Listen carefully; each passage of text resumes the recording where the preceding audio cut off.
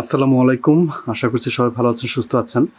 Opportunity card নিয়ে আমরা যে ভিডিও সিরিজটা শুরু করেছি, আমরা ৪ নাম্বার এপিসোডে কথা বলেছিলাম যে আপনি যদি অপরচুনিটি কার্ড নিয়ে বাংলাদেশ থেকে জার্মানিতে আসতে চান, তার জন্য জার্মান ভাষা অ্যাটলিস্ট কোন লেভেল পর্যন্ত শেখা প্রয়োজন। তো আজকে হচ্ছে আমাদের এপিসোড নাম্বার 5 এবং এই এপিসোডে আমরা কথা বলবো যে আপনি বাংলাদেশ থেকে যখন জার্মান এম্বাসিতে অপরচুনিটি কার্ডের জন্য অ্যাপ্লাই করবেন, তখন আপনার কি কি ডকুমেন্টস অবশ্যই সেই অ্যাপ্লিকেশনের সাথে দিতে হবে। ঠিক আছে, এখান থেকে একটা ডকুমেন্টও যদি আপনি মিস করেন তাহলে কিন্তু আপনার ভিসা রিজেক্ট হওয়ার সম্ভাবনা অনেক বেশি। আমি কেন এখনই 5 নম্বর এপিসোডে কেন আমি ডকুমেন্টস নিয়ে কথা বলতেছি সেটা আপনাকে অলরেডি একটু বলি। দেখেন, আমরা অলরেডি জানি যে অপরচুনিটি কার্ড কী, আমরা দেখেছি যে অপরচুনিটি কার্ডের রিকোয়ারমেন্ট কী এবং কি কি সিস্টেম আছে। একটা হচ্ছে ডিরেক্ট অপরচুনিটি কার্ড, যেটা আপনার ইউনিভার্সিটি যদি ফুললি রিকগনাইজড হয়। আর একটা হচ্ছে পয়েন্ট বেসড সিস্টেম, আপনার ইউনিভার্সিটি ডিগ্রি যদি আপনার একাডেমিক ব্যাকগ্রাউন্ড যদি ফুললি রিকগনাইজড না হয়, আপনাকে একটা পয়েন্ট বেসড সিস্টেমের মধ্যে যেতে হবে, যেখানে আপনাকে 6 পয়েন্ট অর্জন করতে হবে মিনিমাম, তাহলে আপনি আবেদন করার যোগ্যতা অর্জন করবেন।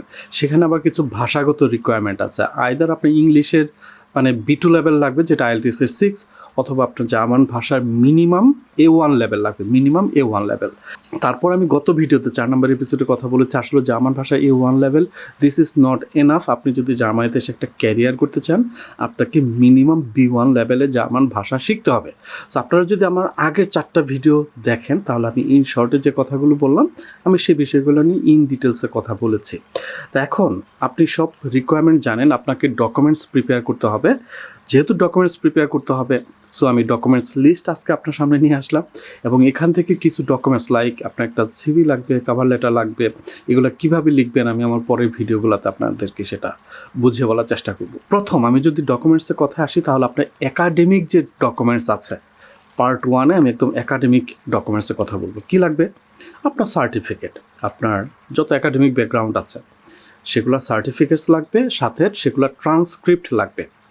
ওকে, সার্টিফিকেট, ট্রান্সক্রিপ্ট। এখানে একটা জিনিস আপনাদেরকে বলি যে আপনার সার্টিফিকেট যদি বাংলা ভাষায় থাকে, অথবা ইংলিশ বা জার্মান ভাষার বাইরে অন্য কোনো ল্যাঙ্গুয়েজে যদি আপনার সার্টিফিকেট এবং ট্রান্সক্রিপ্ট থাকে, সেটাকে অবশ্যই আপনাকে ইংলিশ অথবা জার্মান ভাষায় ট্রান্সলেট করে নিতে হবে। ওকে, এটা মাথায় রাখবেন। আমি আগে অনেকের টেক্সট দেখতাম যে ভাইয়া আমার সার্টিফিকেট তো বাংলা ভাষায়। সো আপনার যদি সার্টিফিকেট বাংলা ভাষায় থাকে, তাহলে আপনাকে সেটা অবশ্যই ইংলিশ বা জার্মানে সেটাকে ট্রান্সলেট করতে হবে। তারপর যেটা লাগবে একাডেমিক এই যে ব্যাকগ্রাউন্ড, সেটা একটা সাপোর্টিং ডকুমেন্ট হিসাবে আপনার আনারকেনং বা রিকগনিশন ডকুমেন্টস সাবমিট করতে হবে। সেটা কি? আপনি বাংলাদেশে যে ভার্সিটিতে পড়াশোনা করেছেন, আপনার সেই ইউনিভার্সিটির জার্মানিতে রিকগনাইজড কিনা, অথবা আপনার ডিগ্রিটা রিকগনাইজড কিনা, সেইটার প্রুফ আপনাকে দিতে হবে। সেটা আপনি 2টা ওয়েতে দিতে পারেন। আপনার যদি ইউনিভার্সিটি বা ডিগ্রি রিকগনাইজড হয়, তাহলে আপনি আনাবিনের ওয়েবসাইটে, এই যে ওয়েবসাইটটা নিচে দেখতে পাচ্ছেন, এই ওয়েবসাইটে গেলে সেখানে আপনার ইউনিভার্সিটির নাম দেখবেন যে সেটা H+ কিনা। যদি আপনার ইউনিভার্সিটি H+ হয়ে থাকে, তাহলে আপনার এটা আলাদা করে আর কোনো রিকগনিশনের দরকার নাই। এই যে আনাবিনের যে H+ রিকগনিশন, সেটা আপনি জাস্ট প্রিন্ট করবেন, প্রিন্ট করে আপনি এই ডকুমেন্টসের সাথে সাবমিট করবেন। বাট আপনি ইউনিভার্সিটি যদি আনাবিনে H+ না হয়, তাহলে জার্মানির একটা ইনস্টিটিউট আছে SAB নামের, ZAB, সেখান থেকে কিন্তু আপনার ডকুমেন্টস, আপনার একাডেমিক ডিগ্রি যেটা, সেটা রিকগনিশন করাইতে হবে। সো রিকগনিশন কীভাবে করবেন সেটা আমি অন্য একটা ভিডিওতে কথা বলবো। বাট এই পেপারটা কিন্তু, এই রিকগনিশনের পেপারটা কিন্তু আপনার একাডেমিক যে পেপারস দিবেন সেটার সাথে অবশ্যই আপনাকে অ্যাটাচ করতে হবে। ঠিক আছে, তারপর আমি পার্ট 2-তে যেটা কথা বলবো সেটা হচ্ছে প্রফেশনাল ডকুমেন্টস। এখানে প্রফেশনাল ডকুমেন্টস বলতে আমি কি বোঝাচ্ছি? প্রফেশনাল ডকুমেন্টস বলতে প্রথম যেটা আমি বোঝাচ্ছি সেটা হচ্ছে একটা সিভি। আপনার একটা সুন্দর একটা সিভি লাগবে। দেখেন, জার্মান সিভির একটা ডিফারেন্ট একটা স্ট্রাকচার আছে, সেটাকে একটা ফরম্যাট আছে ডিফারেন্ট, যেটাকে টেবিউলার ফরম্যাট বলা হয়। আমার ক্যামেরাতে একটা মৌমাছি চলে আসছিল। ওকে, জার্মান সিভিগুলা টেবিউলার ফরম্যাটের সিভি হয়। তো আপনাকে অবশ্যই একটা টেবিউলার ফরম্যাটের সিভি করতে হবে। মাথায় রাখবেন আপনার সিভি যেন 2 পেজের উপরে না হয়, এটা খুবই ইম্পর্ট্যান্ট। তো আমি যখন সিভি কীভাবে লিখবেন সেটা নিয়ে কথা বলবো, সেখানে আমি বিস্তারিত বলবো। সেকেন্ড যে পেপারটা লাগবে সেটা হচ্ছে আপনার প্রফেশনাল এক্সপিরিয়েন্সের সার্টিফিকেট। আপনার যদি জব এক্সপিরিয়েন্স থেকে থাকে তার অবশ্যই আপনাকে একটা সার্টিফিকেশন শো করতে হবে। সেখানে অবশ্যই আপনার লেখা থাকতে হবে কবে থেকে জব শুরু করেছেন, আপনার পজিশন কী, আপনার রেসপন্সিবিলিটিস কী, আপনি কী ধরনের কাজ করেন, সবই কিন্তু আপনার সেই প্রফেশনাল সার্টিফিকেটে লেখা থাকতে হবে। সেটা অবশ্যই ইংলিশ অথবা জার্মান ভাষায় হতে হবে। ওকে, সো এখানে এই দুইটা পেপারসের কথা বললাম। আরও একটা সার্টিফিকেট এখানে লাগবে, সেটা হচ্ছে আপনার ল্যাঙ্গুয়েজ সার্টিফিকেট। এখন আপনার যদি ইংলিশ দিয়ে আপনি মনে করেন যে না আমি জার্মান ভাষা শিখবই না, আমি আইএলটিএস দিব, 6 পয়েন্ট অর্জন করব, আমি অ্যাপ্লাই করব, পারেন, এটা করতে পারেন। বাট আমাকে যদি আপনি জিজ্ঞেস করেন, আমি বলবো যে আপনি জার্মান ভাষা না শিখে জার্মানিতে আইসেন না। ওকে, মিনিমাম B1 লেভেল পর্যন্ত জার্মান ভাষা শিখেন, তারপর আপনি জার্মানিতে আসেন।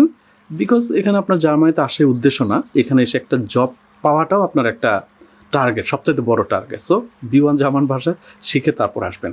এখন আপনি যদি B1 ভাষা শিখেন, সেটা কিন্তু আপনাকে এক্সাম দিয়ে পাস করতে হবে। ধানমন্ডিতে গোয়েতে ইনস্টিটিউট আছে ঢাকায়, সেখানে আপনি এক্সাম দিবেন, পাস করবেন, সেই সার্টিফিকেট কিন্তু আপনার এখানে অ্যাটাচ করতে হবে। সো এইগুলো আপনার প্রফেশনাল সার্টিফিকেট, যেটা আপনার লাগবে। তারপর 3 নাম্বার পার্টে আমি যেটা বলবো সেটা হচ্ছে ফিনান্সিয়াল প্রুফ। আপনি যে জার্মানিতে আসবেন, এসে অপরচুনিটি কার্ড নিয়ে আসবেন, আপনি এখানে এসে 1 বছর থাকবেন, মানে 1 বছর হচ্ছে মিনিমাম, 1 বছরের লিমিটেড। তো আপনাকে প্রথমে 1 বছর ভিসা দেওয়া হবে।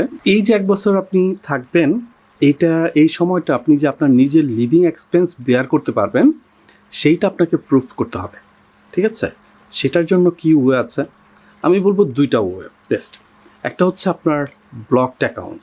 আপনার নিজের নামে একটা জার্মানিতে একটা অ্যাকাউন্ট করতে হবে, সেই অ্যাকাউন্টে একটা নির্দিষ্ট পরিমাণ টাকা ব্লকড করতে হবে। এখানে ব্লকড করার অর্থ হচ্ছে যে সেই টাকাটা আপনি যখন জার্মানিতে আসবেন একবারে তুলে ফেলতে পারবেন না, আপনাকে মান্থলি একটা নির্দিষ্ট অ্যামাউন্ট করে আপনি তুলতে পারবেন। আমি যদি এক্স্যাক্টলি বলি, 13,092 ইউরো আপনাকে 1 বছরের জন্য ব্লকড করতে হবে। এবং এই 13,092 ইউরো আপনি জার্মানিতে আসার পরে একবারে তুলে ফেলতে পারবেন না, প্রতি মাসে 1,091 ইউরো করে আপনি তুলতে পারবেন। এভাবে পুরো টাকাটা আপনি 12 মাসে তুলে ফেলতে পারবেন। একটু পুরো টাকা আপনার, কেউ নিয়ে যাচ্ছেন আপনার টাকা। তো ব্লকড অ্যাকাউন্ট নিয়ে আমি ডিফারেন্ট ভিডিওতে আরও বিস্তারিত কথা বলবো, এখানে অনেক কিছু বলার আছে। সো ব্লকড অ্যাকাউন্ট একটা অপশন। আরও একটা অপশন হচ্ছে যে আপনার পরিচিত যদি কেউ জার্মানিতে থাকে, তার যদি ফিনান্সিয়াল সেই স্ট্যাটাসটা থাকে যে আপনাকে স্পন্সর করতে পারবে, এটাও একটা ভালো একটা অপশন। তো আপনার যদি জার্মানিতে কেউ থাকে যে আপনাকে স্পন্সর করতে পারবে, সো আপনি সেই স্পন্সরশিপ দিয়েও দেখেও কিন্তু আপনি জার্মানিতে আসতে পারবেন। এই যে স্পন্সরশিপের কথা বলছি, এটাকে জার্মান ভাষায় বলে ফেয়ার ফ্লিস্টুংস এক্লেয়ারুং। তো আপনি যখন তাকে বলবেন স্পন্সরের কথা, আপনার পরিচিত মানুষটাকে, অবশ্যই এই শব্দটা ব্যবহার করবেন যে ফেয়ার ফ্লিস্টুংস এক্লেয়ারুং লাগবে আপনার। ওকে, এটা। তারপর হচ্ছে আরেকটা ডকুমেন্ট, আপনার ফিনান্সিয়াল প্রুফের সাথে আরেকটা ডকুমেন্টস আপনার লাগবে, সেটা হচ্ছে হেলথ ইন্স্যুরেন্স। আপনি যখন জার্মানিতে এন্ট্রি করবেন, ওকে, যখন জার্মানিতে আপনি এন্ট্রি করবেন, জার্মানিতে এন্ট্রি করার আগে অবশ্যই আপনার একটা হেলথ ইন্স্যুরেন্স লাগবে। ইটস নট যে আপনি জার্মানিতে 1 বছর থাকবেন, পুরো 1 বছরের জন্য প্রথম বাংলাদেশ থেকে হেলথ ইন্স্যুরেন্স করে আসবেন। It's not necessary.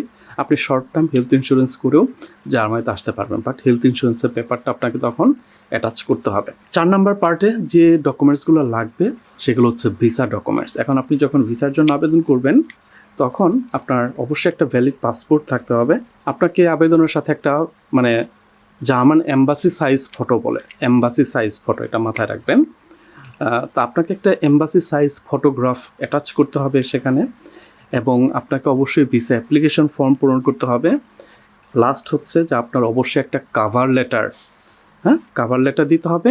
এবং আপনার আরও একটা ডকুমেন্টস লাগে, সেটা হচ্ছে যে আপনি যে এলিজিবল, ঠিক আছে, এই অপরচুনিটি কার্ডের জন্য, সেই এলিজিবিলিটি প্রুফ আপনাকে অ্যাকচুয়ালি দিতে হয়।